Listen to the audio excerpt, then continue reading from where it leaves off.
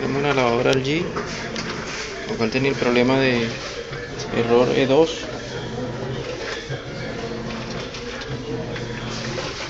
Debe buscar un switch de puerta, pero no tenía switch de puerta. Y la falla era que tenía la entrada de agua tapada, y eso hacía que sensara un error 2.